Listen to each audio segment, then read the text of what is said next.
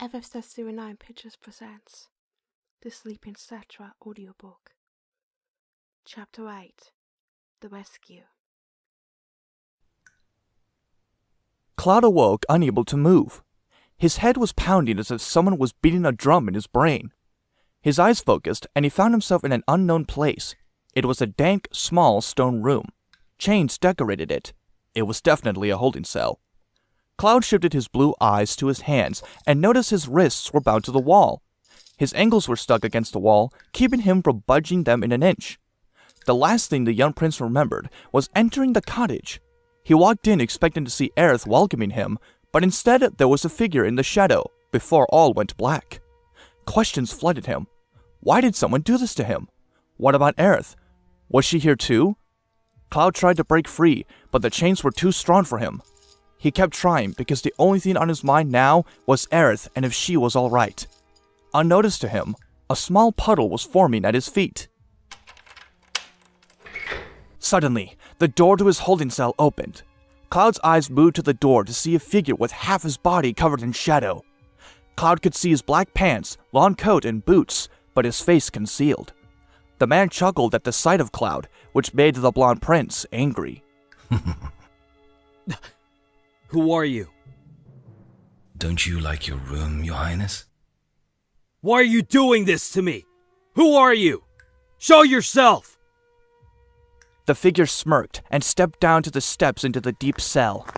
The light coming from the single small window was enough to allow Cloud to see his captor's face. Cloud's eyes widened and his mind raced back to the time when he was a small child. He was in the throne room of the Cetra castle. This man was walking across toward the cradle where the newborn princess was, his sadistic smile as he pulled the black feather from his back. How his curse sent her into hiding. It was you. You're the one who cursed the princess of the Cetra. What do you want from me? Sephiroth moved down and was now inches away from Cloud. The young prince stared at him without fear. The only thing on his mind was what this demon of a man could want with him. Keeping you away from the Cetra princess. Why? That is because only her true love can awaken her. Well, you have the wrong person. I am not in love with the princess. I never even met her. Unknown to Cloud, the puddle of water on the floor had moved up a few centimeters. Sephiroth took a step back onto the steps. He grinned and then held out his hand holding a black orb. Suddenly, the orb began to illuminate. Cloud squinted his eyes from the brightness, but when it died a bit, he saw a person in the orb. He stared unsure until he realized just who it was. Inside the orb was Aerith. She was lying in a bed and seemed to be sleeping. Flowers decorated around her. Her brown hair spread across her pillow.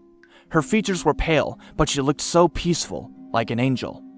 Suddenly, her image vanished and Sephiroth placed the orb in his pocket. Cloud's eyes glanced up at him fiercely. What have you done to her? Don't worry, she's not dead. Yet. Unfortunately, I could not kill her as I planned.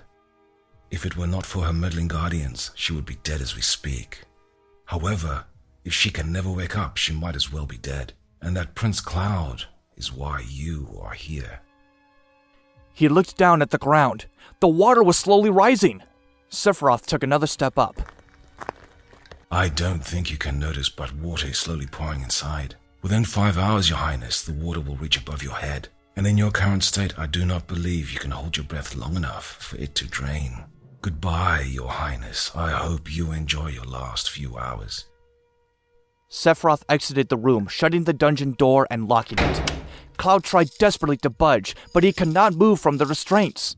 He cursed loudly and continued to struggle, but to no avail.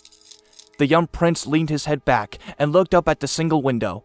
He could not believe what was happening. Aerith was the princess.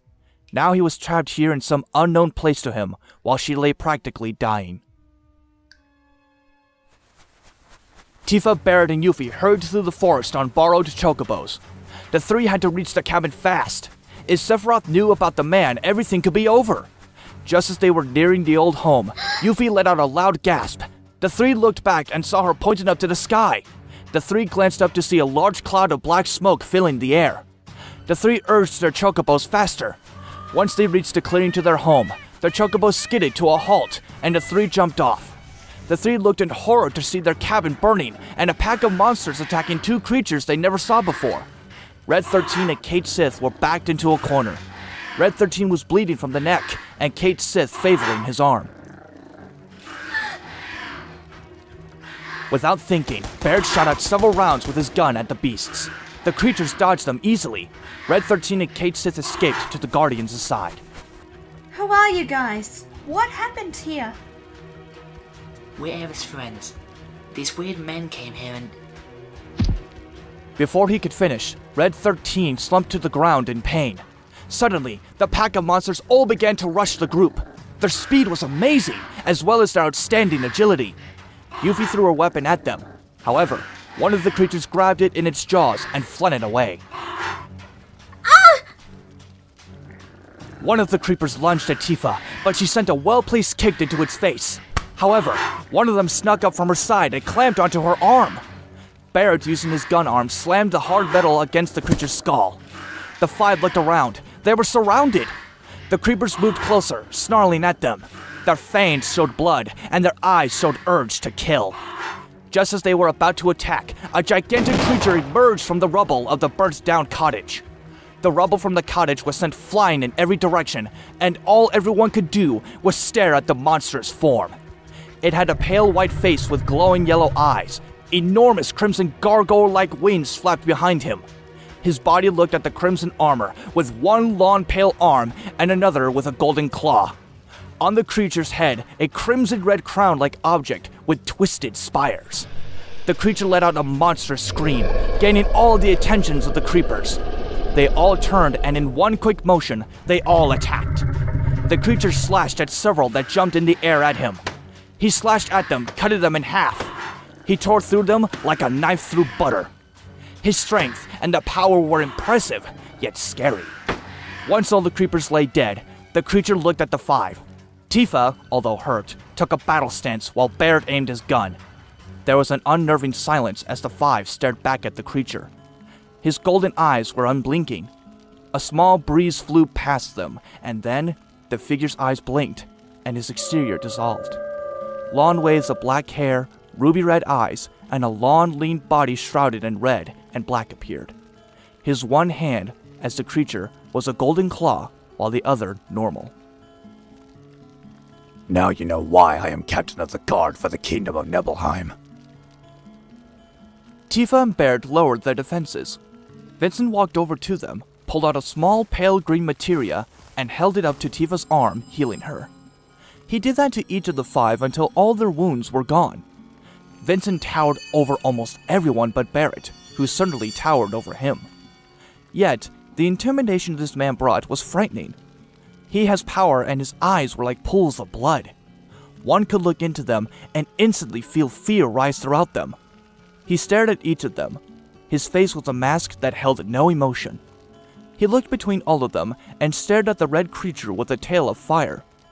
Red 13 rose his head up as if waiting to answer a question that the captain of the guard might possess. Prince Cloud has been seeing a peasant here?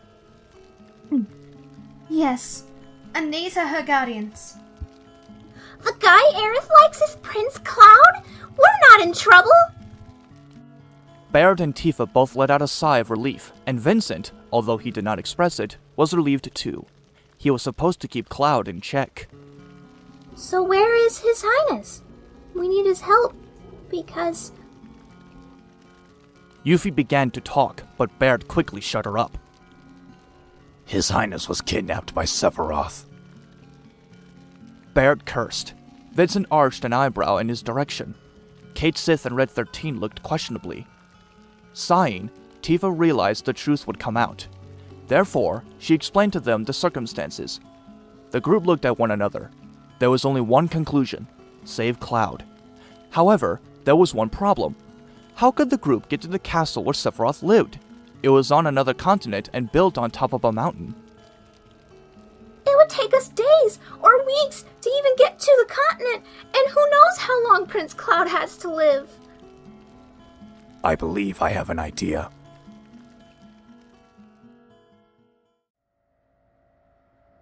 You want me to what? Sid was standing on the entry ramp to his airship. Vincent's bright idea was to get Sid to fly his airship to Sephiroth's mountain lair. Sid stared at them as if they were crazy.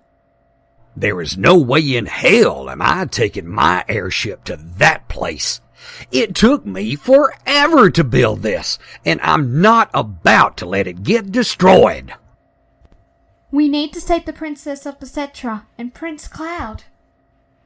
That is not my problem. We would never make it. He would blow us out of the sky the moment he sees us. Vincent grabbed Sid by the arm and lifted him off the ground. Sid let out a string of curse words. The group looked threatening at Sid, who was still screaming no repeatedly at them. You may not have to take orders from either kingdom, but if you do not help us, we will take this airship, whether you like it or not. Sid looked down as Vincent gently placed him back on the ground. He shook his head several times. Red 13 stared at Sid and looked him in the eyes with his one good eye. Aerith found you amazing. I see no reason why. The group slowly boarded the airship, passing him by. They headed onto the deck, and Yuffie screamed in amazement as she ran up and down the ship. The others looked in awe. Never in their life had they come across something so amazing. You know, you're gonna need a pilot, since I highly doubt any of you know how to fly. The group welcomed the pilot happily. He took the controls and began his airship for flight. Yuffie, excited, stared at the window. Cloud closed his eyes. The water was already at his knees. He had tried desperately again to break the restraints, but to no avail. Cloud hung his head forward, frustration consuming him. Sephiroth sat in his throne, proud of accomplishing his goals. The young Prince Cloud was in his clutches, and Princess Aerith was in an eternal sleep. Nothing could possibly destroy the feeling of success inside the evil man. He looked down at his servants, Kadaj, Laws, and Yazoo. Each of them did their part in finding the princess. Once the prince is dead, we will invade the kingdom of Nibelheim and burn it to the ground. Once destroyed, we will then wipe out the kingdom of Cetra. Then we will find their most precious treasure, the white materia. For what, my lord? To make sure my plans do not fail, I will use this black materia to call down Meteor and finish what my dear mother had tried to do before those infernal Cetra interfered.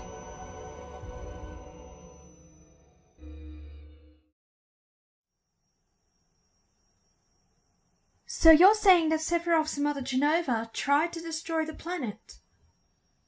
Yes, the kingdom of Nibelheim and Cetra have had close ties for many years. Yet, only the royal families are supposed to know. However, under current circumstances, the Queen informed me as well. As Vincent explained, the group listened well. Sid listened as he piloted the airship, still feeling it was a bad idea to go to Sephiroth's own territory. Red 13 was curled on the ground, enjoying Yuffie scratching him behind the ears. Kate Sith was nearby playing with a set of tarot cards, hoping to see a good fortune to come. Baird was sitting in one of the chairs near Sid. Genova was corrupt. She waged war on the Cetra, believing that they were the cause of her people to be dying out by a disease. Disease? The disease was not curable. At least, there is no known cure. Genova insanely sent her armies to destroy the Cetra, but even her armies were sick and slowly dying as well. Near the end of the war, Genova made a last-ditch effort to win by using a materia only known as the Black Materia to finish off the Cetra and the planet. However, the Cetra were able to repel it. How did they do that? I do not know. And I thought Sephiroth wanted the Cetra throne. No shit, he wants that too. But that nutcase has too many screws loose in his head. He'll probably end up destroying the whole world. Tifa hung her head. Barrett and Yuffie could tell she felt responsible for this mess. Then again, those two do as well. Yet, they were determined to free the prince and rescue Aerith. They just had to. Hey, we're coming up to the mountain palace. Everyone stood up and saw the massive structure embedded into the mountain. The area around the mountain looked devastating and uninhabitable. The earth screamed of pain and suffering. The group could feel the horrors of the Genovians must have suffered. The pain of disease wiping out an entire kingdom echoed to them. So how are we going to get in there without being noticed? I got an idea. Get as low as you can to the water. The chocobos we borrowed can run across the water. Sid lowered the ship as low as it can go without having the hatch open upon the water. Tifa climbed a chocobo alongside Vincent, who was on his black one. Barrett and Yuffie shared one, while Sid rode on with Kate Sith and Red 13. They traveled across the water quickly, hoping they were not spotted. They traveled along the water until they reached the land. They spread out, hoping to find an entrance into the castle. Yuffie and Barrett went along the water edge of the mountain and found no way to climb up, for it was too steep and nothing to grasp. Red 13, who was now running alongside Sid, traveled along the northern side, but found it too dangerous to climb. The mountain terrain there was unstable, causing the problem of being crushed. Tifa and Vincent had more luck than the others did. They discovered a cave opening a meters up. The terrain did not seem as dangerous as the other sides, and it seemed like the best bet. Leaving their chocobos behind, the seven made their climb up the mountain. Upon reaching the cave, the group moved on, using the handy fire materia to light the way. The cave twisted and turned downwards until they came to a large cavern with an underground lake. Do you think we're under the castle? If we are, I don't think Sephiroth knows about this. No way out but the way we came in. We're running out of time. I'll just make one. Before anyone could object, Barrett took out an earth materia and split open the wall. The splitting caused the ceiling rocks to shake and fall. The group scrambled, trying to avoid the rocks. When the shaking finally stopped, Tifa smacked the materia away from Barrett. Are you crazy? You could have killed us. Look! There is a hole in the ceiling and I see light! How do we get up there? Red 13 rushed up and jumped across the falling rocks, which conveniently made a path up the hole. He poked his head out and looked around before deeming it clear of any guard. The group followed his path, jumping up the rock path and through the hole, and found themselves inside Sephiroth's castle. Now we have to find Cloud. Easier said than done. He could be anywhere. Red 13 sniffed the ground several times. The group watched him, hoping he could pick up the scent. He sniffed the air and then let out a growl. Someone is coming. Red 13 turned around and headed down the hall. The group followed and quickly darted into a room. Quietly, they pressed themselves against the wall of the door and listened as they heard footsteps. Outside the door, Yazoo and Laws were walking, obviously sent to see what the noise was. An earthquake. Possibly. I shall tell our brother. You should go check on the prince. We do not want anything to happen to brother's plans now. Yazoo and Laws separated. Seeing their chance, the group followed Laws quietly down the castle, hoping he would lead them to where Cloud was. As they walked deeper and deeper into the castle, Laws stopped shortly. Vincent noticed a change in Laws, and without hesitating, charged forward and hit the young man. Laws went sailing into a wall, but he got back up, wiping the side of his face where Vincent had punched him. Suddenly, 4 large creepers appeared out of the ground and grabbed Vincent, tearing at his red cloak. Realizing he needed help, Red 13 charged forward and pounced one of them, chomping down on the neck and strangling the life out of it. Sid used his spear and stabbed one through the snout, and then flung him into a wall. Barrett fired bullets at one, riling it into dust. Vincent used his free hand, grabbed the last remaining creeper, and then threw him at Laws. Before Laws could recover, Tifa charged forward and sent 3 punches at him before slamming a hard sidekick at him, sending him through a wall. We need to hurry. If he realized we're here, more guards could show up. Down in his holding cell, the water was now surrounding Cloud's head. He tilted his head up as it splashed all over his face. Again, desperately, he tried to break the restraints, but they were too much. Fear and panic began to consume the young prince. He was going to die. He was going to die not seeing Aerith again. He was going to die and not being able to tell her that he loved her. The water splashed all over his face again and into his nose. The prince coughed and snorted out the water and stretched his neck, trying to keep his face out of the water as long as possible. However, the water was getting too high. He could no longer delay it. The water rushed over his face, submerging him completely. I found the cells. The gang all rushed from the different halls. Cade Sith himself found the large sword that Cloud always carried with him. He dragged it behind him as he watched Baird break down the door to the holding cells. They ran down the hall, breaking open each door and looking for the prince. Several of them were also submerged in water, causing the group to have to make sure the prince was not in them. I found him! The raven-haired girl kicked the door off its hinges and ran inside the flooded room. Horrified, she found the young prince underwater, his head rolling back and forth. She screamed in terror just as Baird and Vincent entered the room. Without thinking, Baird charged his gun and blasted a hole in the side of the wall. The wall broke away and the water gushed out, draining the room. Luckily, the water came from beneath the castle. Oh my god, we're too late. Vincent stepped forward and with one good slap hit Cloud so hard that the water came out of his mouth. The young prince coughed up the water and slowly looked up at the group. He let out a groan and muttered something. Hold on. Vincent grabbed the chains that restrained him. With his claw hand, he snapped the chains easily, freeing the prince. He grabbed His Highness by the shoulder and helped him up. Vincent, the princess. I want to marry her now. I figured. After Cloud got himself together, he no longer required Vincent to help him. Now rescued, they had to make their escape. Whistling out of the broken wall, the group of chocobos rushed over and stood on the water waiting for them. No matter how it was possible, the group were thankful some chocobos could walk on water. Carefully climbing down the side, the group got onto their chocobos. Choco was much happier having Cloud back.